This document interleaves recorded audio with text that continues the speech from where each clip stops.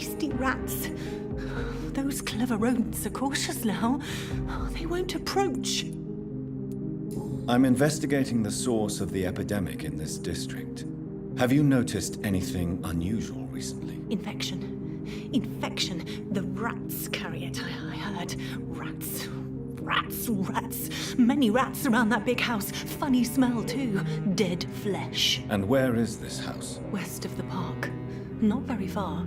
A big house with no sound, no light, no life left. Hello again, Venus. Jonathan, you're still up. Can't you just knock at people's doors during the day? I'm sure you can spare me a few minutes. For old time's sake. Of course you may enter, Jonathan. It's a pleasure to see you again, Venus. So you returned from the war in one piece too. Thank God. My Clarence is back home too. How is the old rascal? Probably outside, chasing ghosts and chimeras. Clarence has changed a lot since he returned from the war, you know. How have you been since the last time we met? How long has it been? 3 years now? I've done my duty, like all British women. You have no idea what it was like to wait for months without knowing if I'd still be a wife or a widow. I understand. Luckily, this part of town has been saved from the worst of the bombings, from what I've seen. Yes, and it's also true about the epidemic. The flu has killed here too, of course, but not on such a large scale as in other parts of town. Have you noticed anything peculiar about the neighborhood recently? You mean except for your return to town? No. Oh, and again, Jonathan, please accept my condolences for your sister. Thank you, Venus. It was so sudden, and I've been so busy, I haven't spoken to anyone about it. I wish I could have assisted at the funeral, but, you know, it's been so quick. And what with the epidemic in the streets? There's no need to apologize, my dear. It's normal, considering the circumstances. No, it's not. I am sure that Clarence has not even thought to present you his condolences. He is too busy with his penny dreadful stories.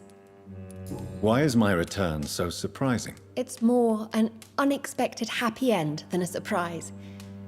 You and Clarence, back from the war. You have no idea how hard it's been for me. Venus, why do you worry so much about your family's reputation? Everyone laughs at Clarence now. And they avoid me because they believe I share his insane opinions. I'm a leper in my own community. I'm investigating the source of the epidemic in this district. Have you noticed anything unusual? The McPhersons. I heard they locked themselves in their own house. They could just be afraid of getting sick. Perhaps you're right. But if I were you, I'd pay them a visit. A big house, reachable through a courtyard, to the north of the railway bridge. Who are you? What are you doing here? I could ask you the same question. I'm the Marquis de Bois-Colombes, and I strongly invite you to find your own game, sir. I'm not here to sustain myself. I'm currently investigating the death of a young woman killed by a vampire. A young woman killed by a vampire? Oh, you're joking, right? Oh, I do love the British sense of humor. And who exactly are you? I am Jacques-Michel Guillaume Florimond de Marquis de Bois-Colombes, at your service, my dear cousin. You're French, but your English is quite good. I was born in France, sir, but I consider myself a traveler of this world. So many countries, so many tantalizing tastes. Dear cousin, are we related? We could be of the same blood, my dear. I tend to consider all Econs as family, don't you? What are you doing here? I recently decided to visit London. I've always dreamed of visiting a city on the verge of collapse. Such a delicate, yet intense spectacle. You take pleasure from others' misery. I have been a totally depraved and immoral creature since the day I was reborn, sir. And probably before. What do you plan to do here? Take pleasure. Take pictures. Enjoy the show. Have fun. Believe me, I won't be the only foreign immortal who bought a ticket to the fair.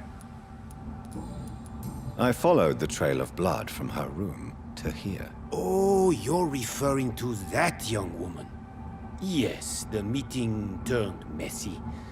I'm afraid I ruined my last redingote. So you admit you murdered her? I admit nothing, my good sir. I only regret the blood of that girl staining my clothes. Oh, blood can be so messy. What happened? She wanted to become one of us. Not the first time I have received such a proposal, but I must admit her direct approach tempted me. And then what? The body rejected my blood. It happens, you know, sometimes even with voluntary prey. At least her gurglings brought me some fun, until the artery burst. Your cruelty deserves punishment, sir. And what else is new? Good evening, old chap. Are you all right? I won't lie to you, Johnny. I'm not a well man. I'm investigating the source of the epidemic in this district. Can you help me? Infection is everywhere these days. But if you ever go to the park near that swanky house belonging to the Mullaneys... Yes? What about the Mullaneys? What about their house? Not enough noise for a big family with children. Not enough movement. Closed doors. What is going on in there? I wonder. Good evening, Miss Ashbury. And good evening to you, Dr. Reed. I have found out what happened to your friend, Emily. I can handle the truth. There's no need to hide the bloody details. Your friend was planning to become a vampire. She thought she'd met an honest one and made a deal with him. Unfortunately, Emily did not survive the process. My mother told me many times about the risks of being turned. I often suspected she exaggerated the danger to avoid me being tempted. No, the risk is real.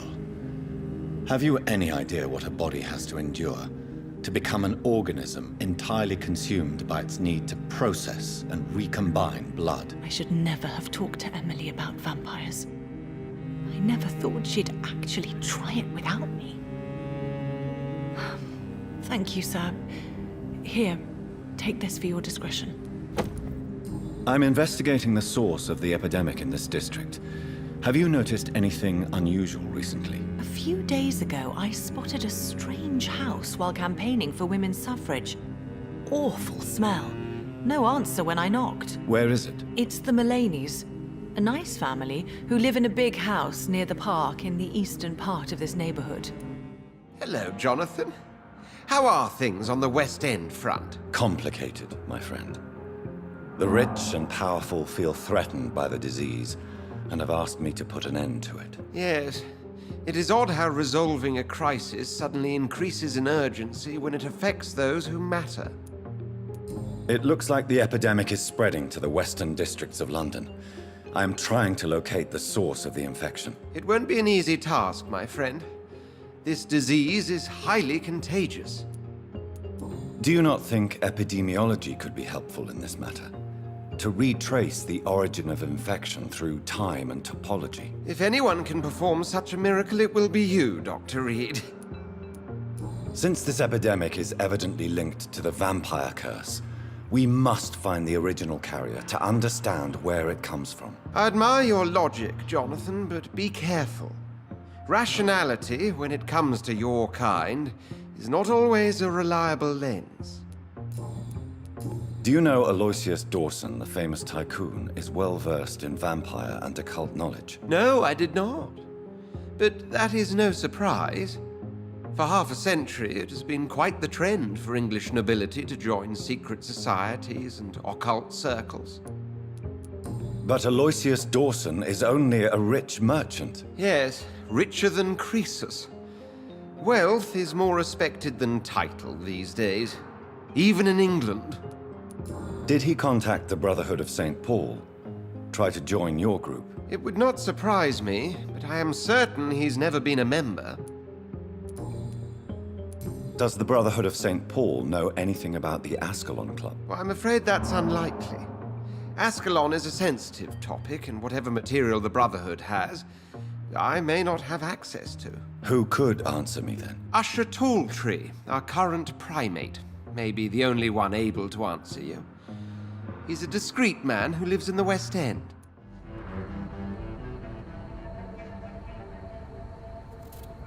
Be careful, Carol. You're wasting good food here. Yes, Mother. I said be careful, child.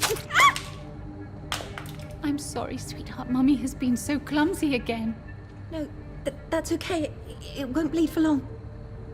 You're so pale. Are you feeling sick? Do you need to see a doctor? No, I'm fine. I already saw the doctor last week. Don't be silly. You must see a doctor. Just don't tell him how clumsy your mummy is, all right? I love you so much, my baby. I love you too, Mother.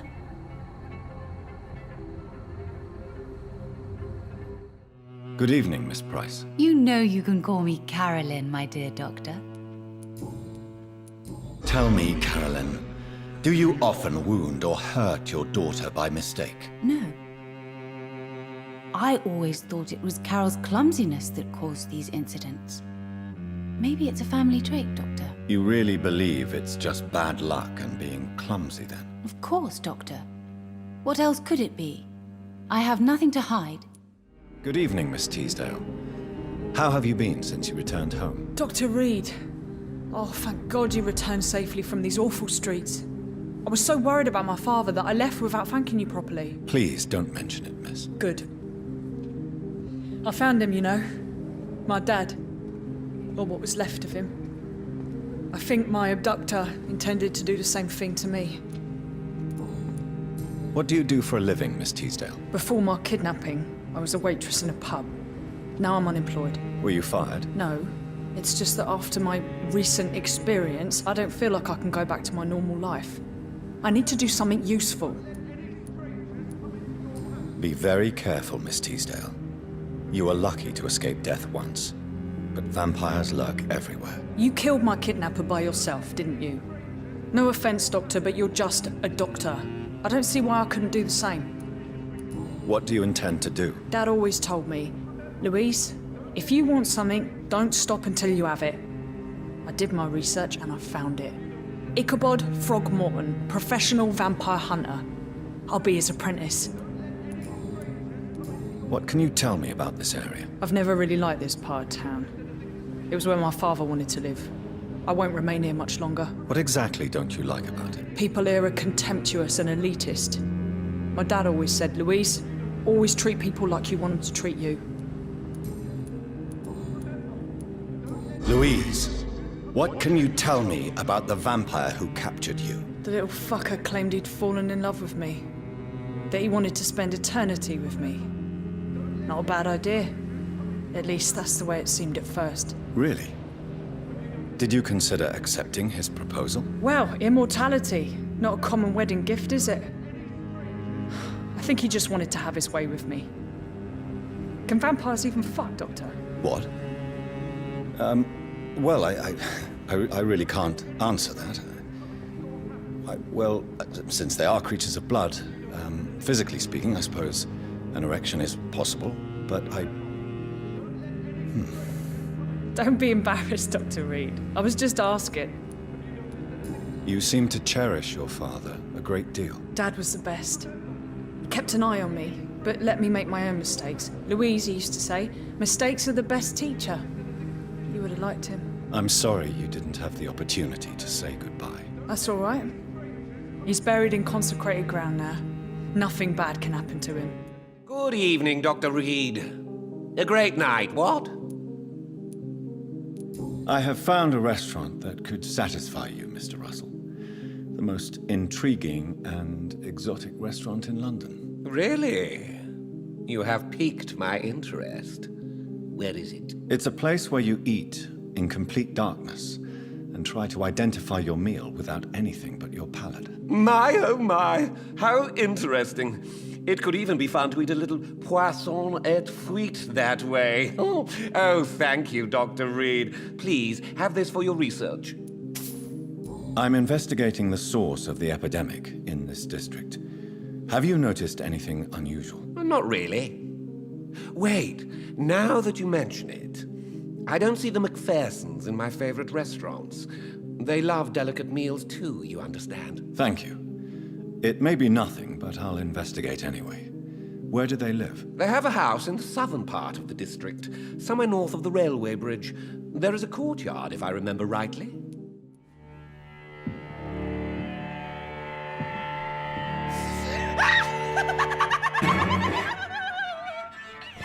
You thought I was dead too, didn't you? No, I was just pretending. Doris told me I could have been a great actress. You killed your family. They mocked my talent. Ah! Who are you? You who dared enter my realm. Are you here to worship or mock me? I'm here to put an end to the vampire epidemic, Miss Fletcher. Ah. But Doris Fletcher is no more. She was consumed by this putrid flesh that now enshrouds her. You feel anger for what happened to you. But I can help you. I'm a doctor, Miss Fletcher. Doris Fletcher is no more. All that remains are the dreams of the queen she was, and the queen she'll be. Until then, all shall die, for that was her final wish. Wait. I beg you, wait. What? I don't want to die. And I did not come to kill you, Miss Fletcher.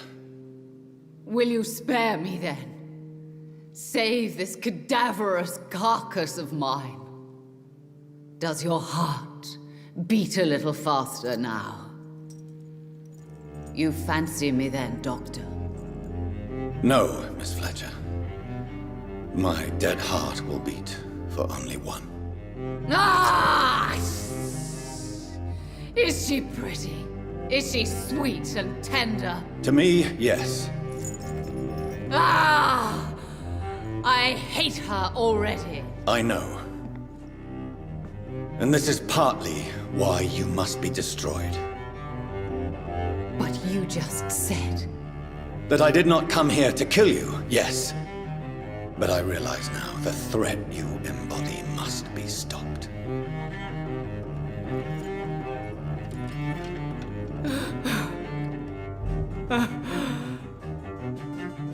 Will I be remembered? Will you? You were Doris Fletcher, the greatest actress of her generation. No one can take that from you. Thank you. And farewell.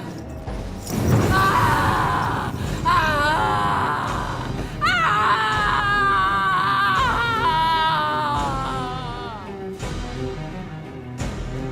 Farewell, Doris.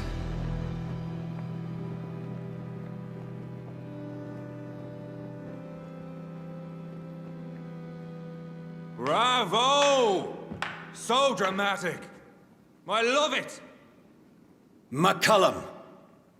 How strange I seem to find you whenever I'm inquiring about that skull infestation. I mean you no harm. I'm not here for you.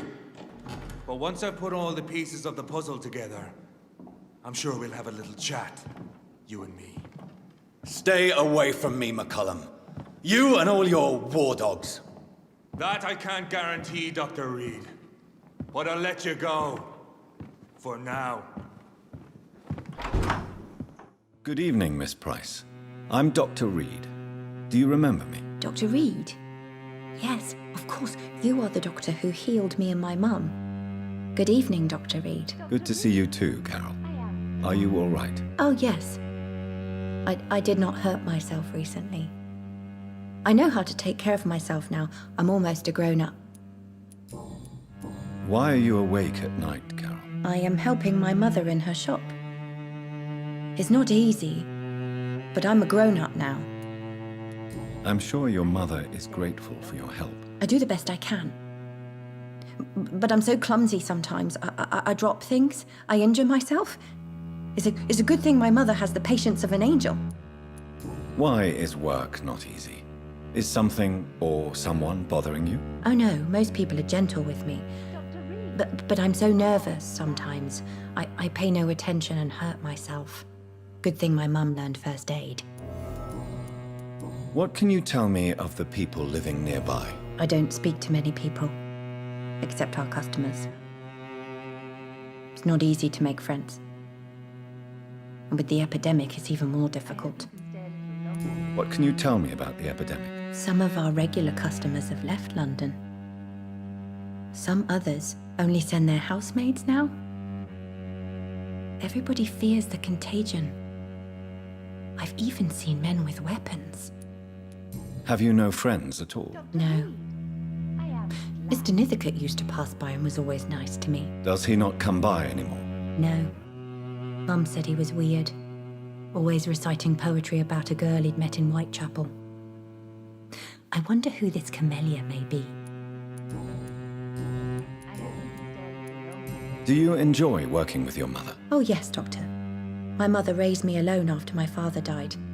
We've always lived together, and she has always watched over me. Do you remember your father? No, I was just a baby then.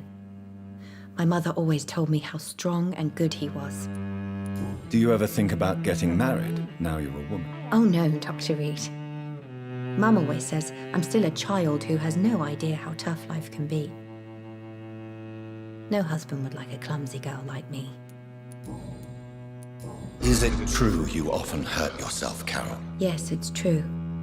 I try to behave, I really do. But one way or another, I always end up injured or wounded. I'm so stupid. Why would you be stupid? It's like I can't help getting under my mother's feet. That's how I end up being pushed, cut, or burned. You see, I'm a stupid girl, really. When exactly do these accidents happen? Ever since I was little. That's why I need to stay with Mum. I'm not capable of taking care of myself. Good evening, Miss Price. You know you can call me Carolyn, my dear doctor. You are responsible for your daughter's many injuries and scars, Carolyn. You brutalize her, don't you? How could I abuse my own flesh and blood? This is nonsense. It would be like hurting myself. You really believe you've done nothing wrong, don't you? How long has this been going on for? I should have seen it when you were my patients. Seen what? Child abuse? Are you mad, Dr. Reed? I dedicated my whole life to my precious Carol. She is a part of me. Yes. Even her name is just a part of yours. This is a terrible tragedy. Something of an unknown disorder. My God. Abuse that comes from overwhelming love. I can't believe what I'm hearing. How dare you say something like that? What kind of a monster do you think I am? Speak to me, Carolyn. Why do you behave like this? How does it make you feel to hurt Carol before cajoling her? I don't know. It makes me feel good to take care of my daughter. I need to feel useful. No one ever takes care of me. I need someone to take care of me. Do you realize Carol is a person? Not a toy, not a doll. The poor girl would put her hand in a flame to please you. You are both trapped in this toxic relationship. Carol and I are perfectly happy. Leave us be. How stupid I was to believe you could be a suitable husband. I'm not judging you, Carolyn. I believe you're a victim too. I'm just trying to explain that you need medical help. You will not separate me from my flesh and blood, Dr. Reed. We'd rather die. Carol's gratitude is exemplary. She seems determined never to leave you. I'm taking care of my daughter as well as I can. It's not always easy, but she's the best gift life gave me. But she'll probably leave you someday to live her own life. Will that be difficult for you? Why would she leave? Children sometimes stay with their parents until the end, for they know no one else will love them as much. Good evening, young lady. My mother always prefers when people simply call me Carol. You need to understand you are in danger, Carol. Your mother is responsible for all your injuries. That's a lie. She has always taken good care of me. She only gets irritated when I get under her feet. It's my fault. My mum loves me so much. Yes, Carol. Your mother believes she loves you as much as you're convinced she loves you. But you are both trapped in a toxic relationship that puts you in danger. What are you saying? That she lied to me all these years? That she wants me to be miserable? My mother has dedicated her life to my safety. Your mother is terribly sick, Carol. She suffers from one of the most sadistic attitudes I've ever encountered, and tortures you with a twisted sense of love. No, my mum loves me and only wants the best for me. It's my fault if I can never do anything right. She deserved a better girl than me. Good evening, Jonathan Reed. Can I help you in any way? How do you measure the amount of blood on my hands? I told you. The cards always tell the truth. Well, most of the time. Is it possible to tell me my future? A vampire's fate is much more delicate to read, Doctor. But I can try. All right. Let me hear it. You're on a path to redemption, Jonathan. But be careful. One single trip and you'll fall. That doesn't sound promising. Take this, young Ekon, as a personal reward for your strong will. Keep following the right path and you'll reach safety. May I ask you about the Brotherhood? Of course. But I must warn you that there are some subjects we consider taboo, in spite of our fondness and acceptance of your kind. I know there is no love lost between the Guard of Priwen and the Brotherhood. What caused this rift? It was 1801. The Brotherhood was stronger then, a strength that made them hungry for ever greater power. An argument divided them, and the wound never healed. What was the nature of the disagreement? The problem was that both sides considered themselves the legitimate heirs of the original Brotherhood. We divide up the books, the relics, not always fairly or with consideration. Who founded the Brotherhood? That's precisely the kind of question I cannot answer. It is delicate and may reveal some of our secret traditions. So you're not just a club of academics and scholars? Once upon a time, very long ago, the Brotherhood did more than simply study the vampires. They took actions to eliminate the more ferocious and corrupted. How did you learn about Mary? And spare me the hocus-pocus parlor tricks. The truth, now! Swansea told me. Don't look at me like that. His task is to observe and gather information about vampires. He had to tell me about Mary. Mary did not deserve her fate. She had already suffered enough during her life. And yet the pain and the suffering went on after her death. Suffering is part of the immortal condition. Some prefer to lose their minds rather than face the simple truth. Pain will never stop. Yes, Mr. Jonathan? Avery, I finally deciphered my father's puzzle. Among other things, I found his watch. I'd really like you to have it. I can't accept this gift, sir. Yes, you can, Avery. You deserve it. I thank you, sir. I'll keep it until the day I die. What do you need from me, Jonathan? Why are you poisoning your husband? He has spent a fortune printing his bloody papers. I can't stand this nightmare anymore. We are the butt of everyone's jokes since he returned. If you're so frustrated by Clarence's behavior, why don't you just leave him? I have already lost the best years of my life because of him. I will not jeopardize my future for some lunatic. He goes, and I inherit what's left. I have to tell Clarence the truth about all this. He will never believe you. I know how to be persuasive, Venus. Do as you wish. I don't care. I am not afraid of his reaction anyway. Honestly, he's so lost in madness that any change will be a relief. Good evening, old chap. Are you all right? I won't lie to you, Johnny. I'm not a well man. Venus is poisoning you, Clarence. She wants you dead. So she really hates me that much now. My poor wife. I had no idea my research would drive her to such extremes. I'm sorry, Clarence. Why would you tell me that? First you returned from the dead, and now you tell me my wife is trying to murder me. You're a stupid bastard, but you're my friend, Clarence. And I don't have many left. I don't want you to die. Not like that. But I love her. I love my wife. Did I make her suffer that much? Have I become such a burden? So you have no suspicions about her at all?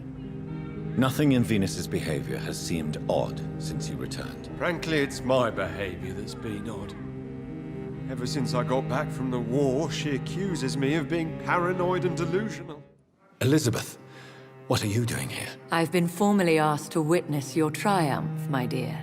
After all, isn't it the natural role of a woman to support her man in victory? But it's you who insisted I join the Ascalon. Please forgive my giddiness.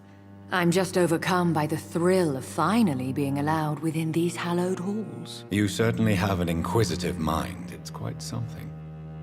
Elizabeth Ashbury, only you can make me smile in these difficult times. And the same to you, Jonathan Reed. Now go have your little chat with the chairman. I can see he's practically bursting to hear your report. Welcome back to the Ascalon Club, Lance-Bearer. Please tell us the good news. Have you put an end to the epidemic? My hypothesis was correct. Doris Fletcher was the source of the contagion in this part of town. She was probably the first to be infected. And you cleansed her before the hunters, I've been told. Well done, Dr. Reed. You thrust your lance and pierced the very heart of the corruption. I'm just a doctor. The important thing is, we won a major battle for the survival of London. For that, we salute you. Thank you, my lord. Now, I have another task for you. One of the utmost importance. Perhaps even more so than the previous. I'm listening. It's time for you to perform a most sacred duty for the club. I want you to recruit a new vampire. Recruit a new vampire? Are you sending me on some sort of diplomatic mission? Not exactly. I want you to make Aloysius Dawson the Ekon he deserves to be.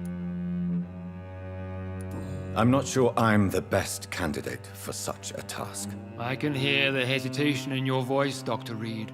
I admire a man of principles. But in this matter, there is more at stake than your moral comfort. It's not a moral question, Lord Redgrave. It's the responsibility of giving immortality to a man I barely know. Nonsense. Aloysius has been a member of the Ascalon for years. This is but the fruition of a long-held plan. How would you like me to proceed? Aloysius is waiting for you at the Dawson estate. Once the deed is done, I'll join you there to celebrate this momentous occasion. Before I go, I have a few questions. All right, I'm listening. Why Aloysius Dawson? Because he is about to die. And he just may be the most influential man in England. After me, of course. Did he choose me? No, I did. My decision is very recent, to say the least, but it is entirely mine. Does he know I'm coming? He can't wait to become your progeny, Dr. Reed. Especially now that you have shown how strong your lineage is through your sister. How would you like me to proceed? Don't worry. Aloysius has had many years to prepare himself. He has studied our kind for decades. So shall I just let him drink my blood? Yes. Aloysius will gratefully sup on your blood. His heart will slow, then stop. But he will rise again as one of us, an immortal. Is there any danger? Our blood alters a mortal body so deeply that some don't survive the metamorphosis. They die for good. But Mr. Dawson has been preparing himself for a long time. You invited Lady Ashbury. Wouldn't that be breaking one of your cardinal rules? No women allowed. Not allowed as members, no. But considering the circumstances, I thought you'd like to have her here to witness your triumph. So it's a temporary admittance, then? Something of a bargain, considering the crisis we're currently facing. Goodbye, Lord Redgrave. Are you all right, Jonathan? Lord Redgrave has just ordered me to turn Aloysius Dawson, to make him my progeny. I see. And how do you feel about this? I'd like your advice on the matter. The real question here is, why has his lordship given you this task? Do you think it's some sort of trap? Do you really want to know what I think about this? I do, yes. To make an immortal of a soulless blackguard like Aloysius Dawson will only lead to a disaster for London. The man is already dead inside. Should I refuse? Perhaps politely suggest that Lord Redgrave turn the man into a vampire himself. Don't you dare, my dear. According to what I've recently discovered, his lordship could kill you for even broaching the subject. Really? Why? I've recently found proof that the Earl of Bristol is of lesser lineage and only capable of creating skulls. Please tell me more about your recent investigation. As long as you lower your voice. What would you have me do about Dawson? The man is dangerous. Did you know he plans to build a wall to separate the healthy rich from the sickly poor? Do not make him your progeny. What would you do? The man's dying already. Let the Reaper harvest the rotten fruit that is his soul. What would happen if I made Dawson an Ekon like myself? You would add a powerful immortal into a suffering world. An immortal who already craves authority. Maybe I could teach him control, like you taught me. Lead him down the right path. Mr. Dawson spent his life searching for a way to cheat death. I'm sure he has spent decades dreaming of how he'd spend eternity as a tyrant. Are you sure your information about Redgrave is correct? He says he's the progeny of the great knight William Marshall, who lived some 9 centuries ago. That's a lie. Lord Redgrave is unable to create anything but skulls, if the poor souls survive at all. How can you be sure the information was correct? I made the acquaintance of a most interesting informer while investigating your maker, from whom I learned the truth about Lord Redgrave. Why so vindictive? You suddenly sound like you're angry. Forgive me, Jonathan. I hate myself for it, but I feel such pride in my discovery. I'm afraid I just can't help it. Which is? He did serve William Marshall. And yes, the blood he covets as a token does truly belong to that legendary knight. But he was never his progeny. His lineage is not so noble. Goodbye for now, Elizabeth. Goodbye, my dear. Please, be careful.